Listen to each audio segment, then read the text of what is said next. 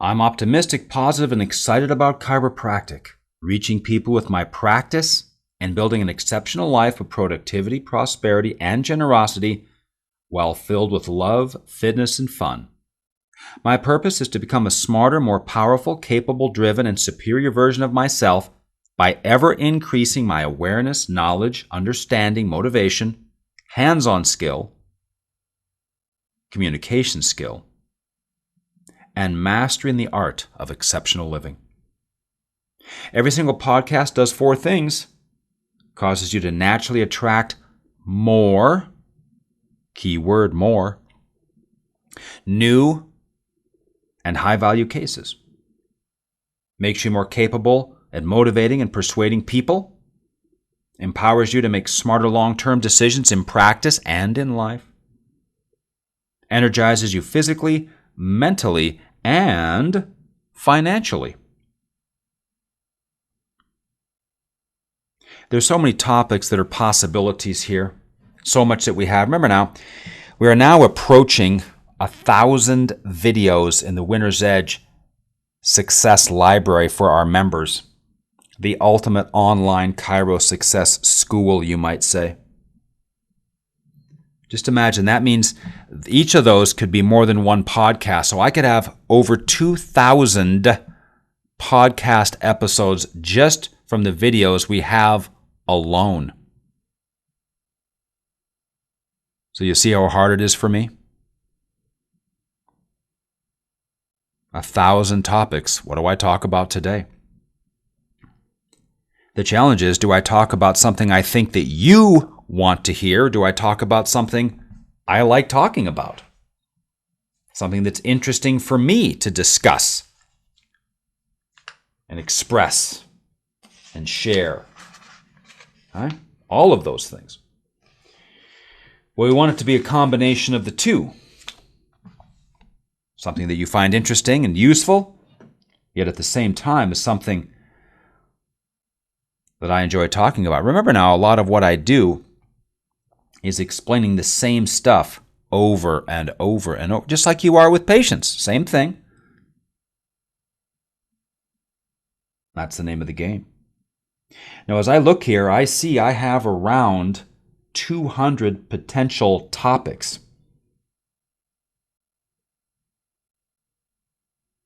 How to deal with patients who are in an HMO, but you want them to come and see you. Should we talk about that? Should we talk about whether or not you should, quote, go all cash? Should we talk about how you build PI in your area? Should we talk about whether or not a small business owner like you should follow Dave Ramsey's money advice? Or does it change for you because you're a small business owner?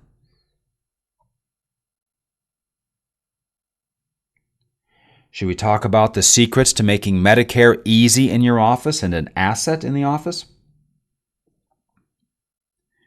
Should we talk about the biblical wisdom as it relates to money?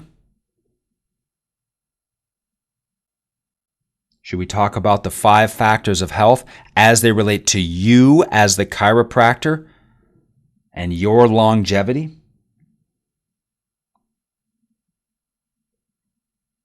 Should we talk about the exact Winner's Edge plan to deal with student loans that only we have?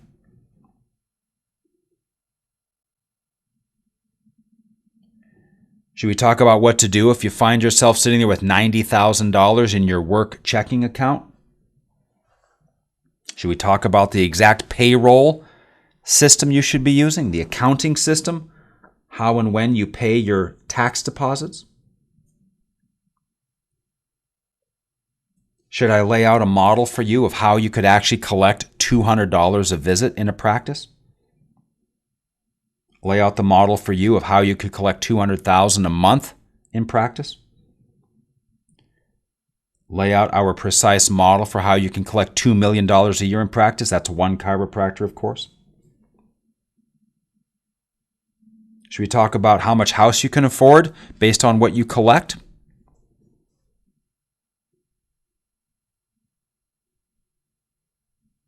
Should we talk about how much money you'll need depending on the age you're at when you exit the profession?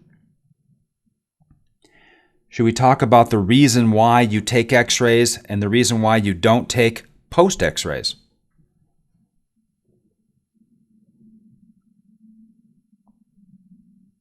Should we talk about technical things? The technique of chiropractic, lumbar spine, L1 to L5. All of the vertebrae are important. Should we talk about the most common things that chiropractors have malpractice claims for? How to avoid them?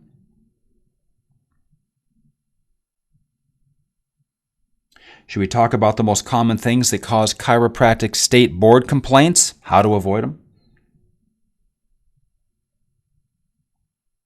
Should we talk about the modern way of doing a report that has speed and effectiveness that matches what's happening around us in society, as society is so different now?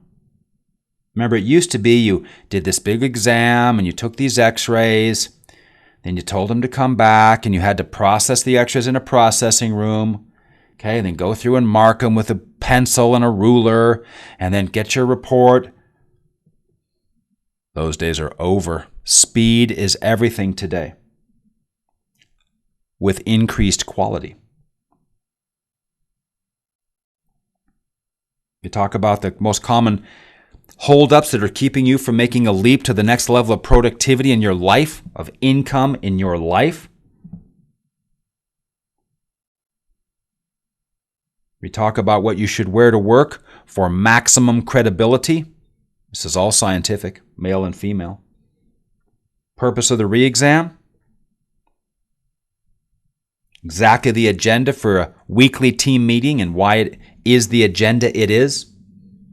The exact agenda for how to do a huddle before each shift so everybody knows exactly what the plays are so we can have an awesome shift. The agenda for the post-huddle. How we keep track of our bests in the office so we can break them. It's pretty hard to have a record if you don't know what your current records are. Talk about what's happening in the world of insurance and why it's getting really, really, really good for us.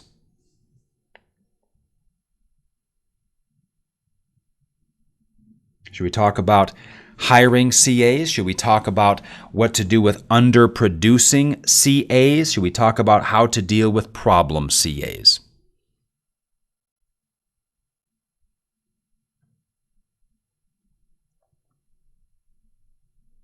So many examples of that. As we're going to have to assemble a team to do exceptional things, that mean we must be good at hiring and training and having people up front with very simple systems that won't break down under pressure.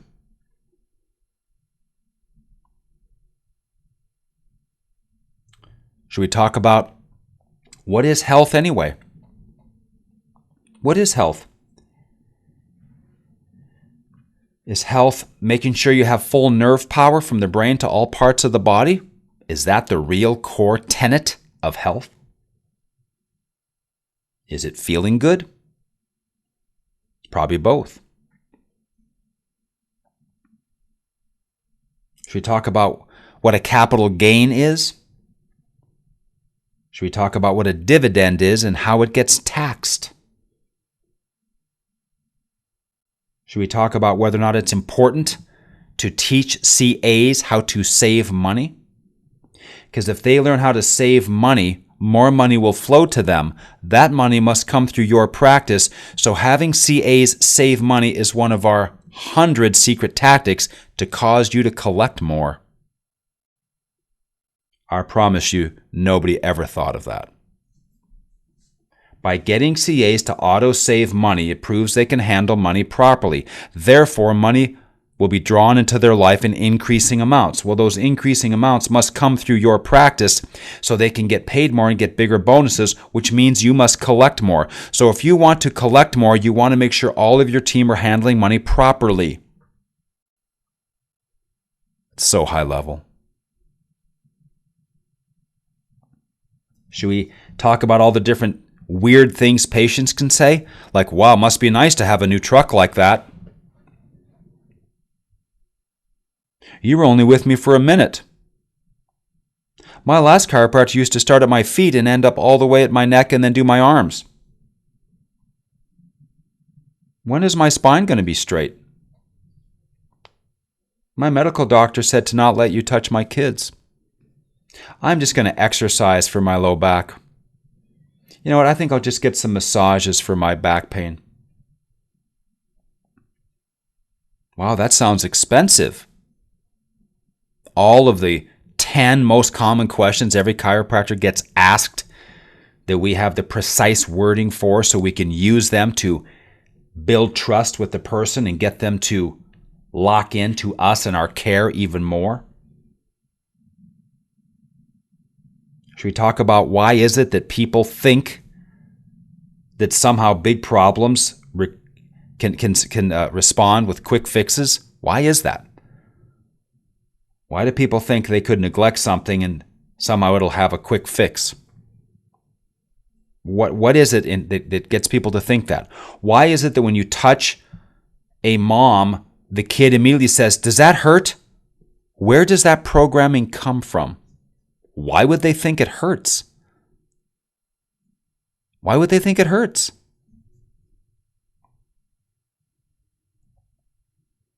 There are so many things to talk about. That's why it's videos, it's audios, it's live events, it's direct coaching calls, it's hanging around other more successful people. All of the things that the Power Group can bring you, a chance to learn from the gurus, you might say, a chance to grow with your peers, and a chance to share with those that need to hear from you.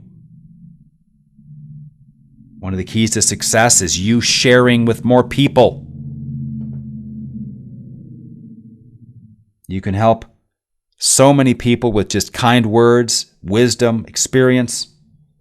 See, you'll never grow that much if you don't help enough other people grow. That's one of the secrets. That's why people outside a group just never do what people do inside the group, because inside the group people are sharing, and that sharing brings a return, because all positive energy returns to its source.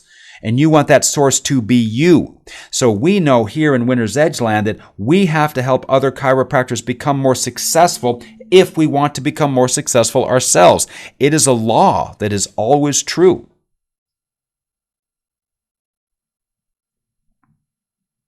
We talk about Warren Buffett's key advice as relates to what a chiropractor may or may not want to do with surplus money. Talk about how to get into local companies and be their chiropractor and make a deal with them to get those people over to see you. And then how to repeat that with other companies until you completely dominate your area. Should we talk about how you can sponsor local clubs? The soccer club, the wrestling club, the hockey club, dance club, gymnastics club, and build a massive following because people trust you because you sponsor their organization first. Talk about how to handle things like health fairs and events you might attend. Talk about what you ought to do for taking vacations, how often and when.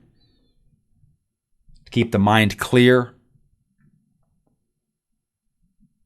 Talk about the details as it relates to why you would or would never have another chiropractor work in your office. The mathematics behind that, the psychology and the behavioral elements behind that. What matters to you? What is important to you? What is the most important thing happening right now in your practice that you would like to see fixed? That's what I'm here to do. You can email Winner's Edge. We'll talk about any subject you like.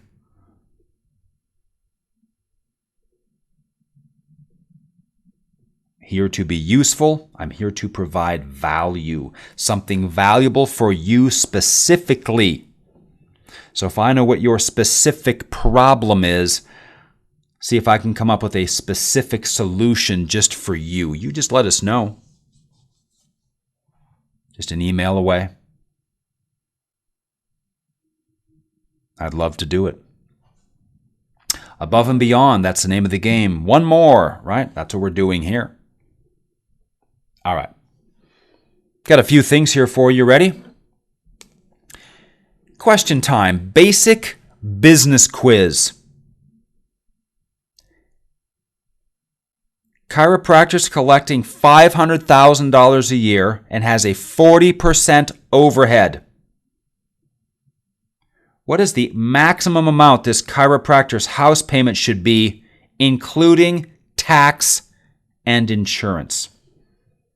What is the maximum amount the house payment should be every month for a chiropractor collecting $500,000 a year with a 40% overhead?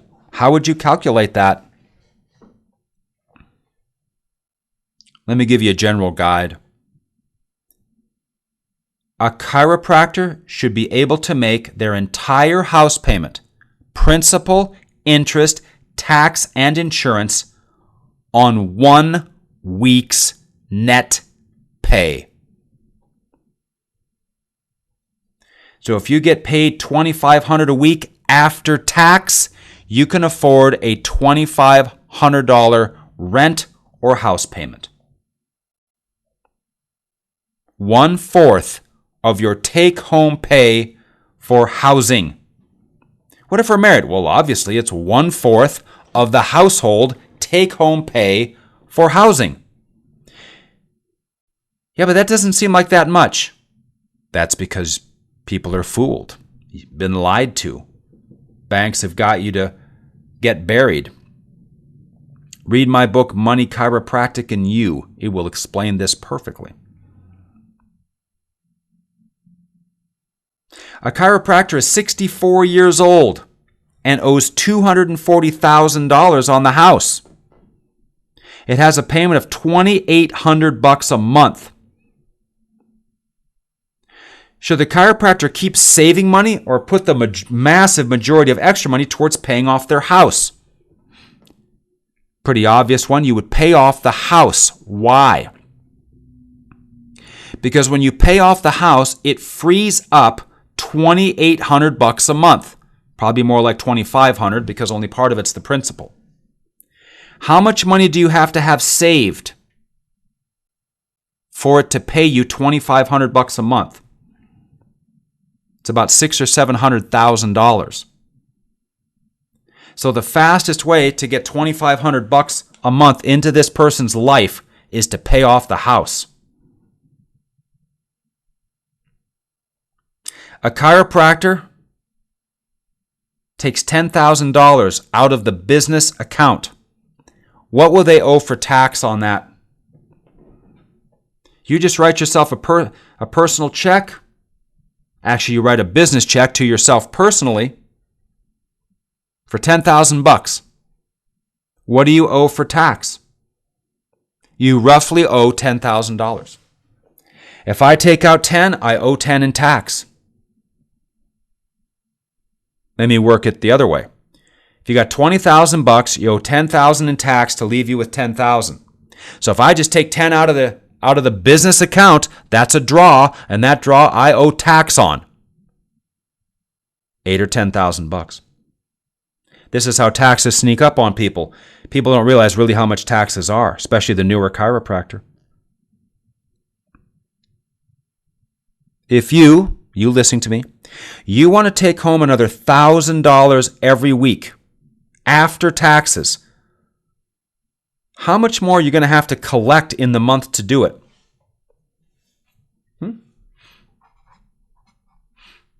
You want to take home another $1,000 every single week. How much more does the clinic have to collect for you to get a $1,000 per week raise? You have to collect at least $16,000 more. $16,000 minus the overhead of $8,000 leaves $8,000, minus the tax of $4,000 leaves you $4,000 or $1,000 a week. So for every $16,000 you collect after the overhead is handled, you can roughly get another $1,000 a week into your paycheck net.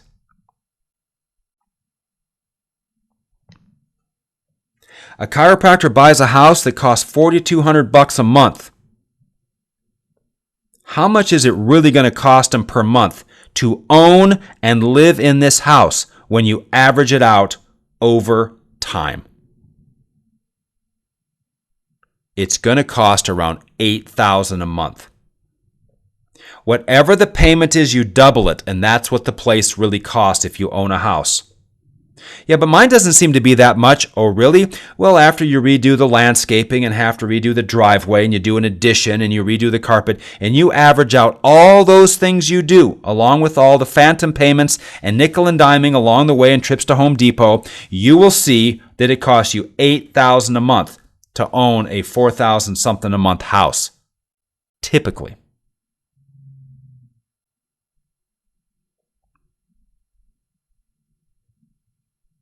The extra costs that are always there but can never be planned or accounted for in owning a house, or anything for that matter, what are those called? What do you call all these extra costs that are always there but you somehow can't quite identify or even quantify them until after the fact? I'm real proud of my Winner's Edge people. They'll know this one easily. Those are called phantom payments. They're mysteriously invisible, kind of from the outset, but they always end up being there. There are all these different costs of owning a house that you can't predict, but they're always there. Everything you own, okay, that requires any maintenance, like a car, boat, has phantom payments, the additional costs beyond the ones that are obvious. Once a debt pays off, let's say you had an x-ray machine payment that was $700 a month, you pay off the x-ray machine. That $700 that's just been freed up is called what? It's called found money.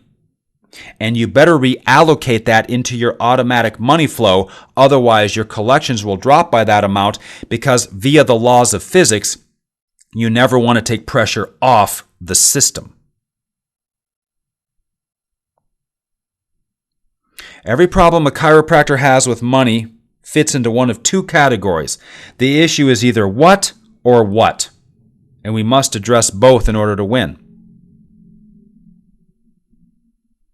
The problem is either procedural, it's a procedural or systems problem, or it is a behavior and psychological problem for the doctor. Like overspending, that's a psychological problem. Now, we might try to engage a system to keep that from happening.